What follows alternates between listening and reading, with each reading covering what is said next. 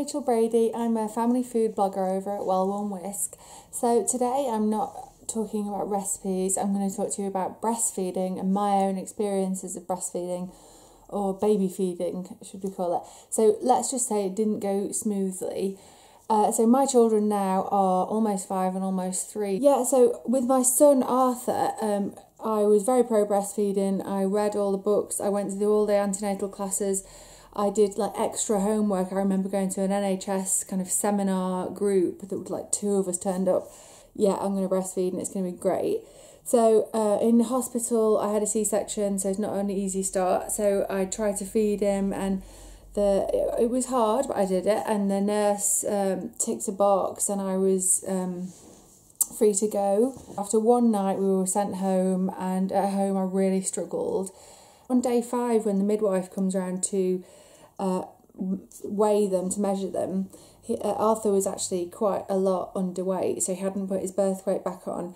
So we were admitted back to hospital and it was all quite kind of serious and scary. He was put on a drip and that was heartbreaking, and he was dehydrated. I felt awful. So we were put on a 3-tier system, and that system is to put him on the breast, put your baby on the breast for a little while, then top up with formula and then express. So you can imagine when you're feeding a newborn every 2 hours, you're basically constantly in that cycle. Like, you actually don't get to sleep. So we went home, and from that point on I rented an electric breast pump, and I remember just listening to the radio. Couldn't even read a book while I was doing it because you have to kind of have both hands at the dairy. And it was a real ball ache. I couldn't stand expressing. I felt like I was spending my whole life expressing. After about 6 weeks came, I just thought, I can't do this anymore, and I just went completely over to the bottle, to the dark side.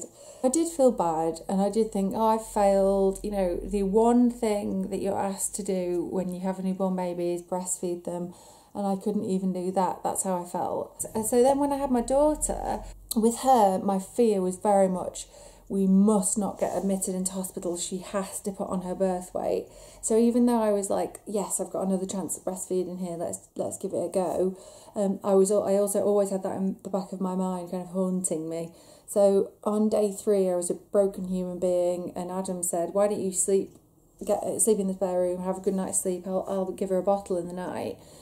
And then the next day I felt raring to go, went to feed her, and she just went straight to sleep. As soon as I put her on the breast, she went to sleep. And then as soon as she had a bottle, she'd gulp it down. So I wanted to combination feed, but actually in reality it was quite hard to combination feed. And actually, I think on about day 4 or something, I just went straight to bottle. And I thought, you know what?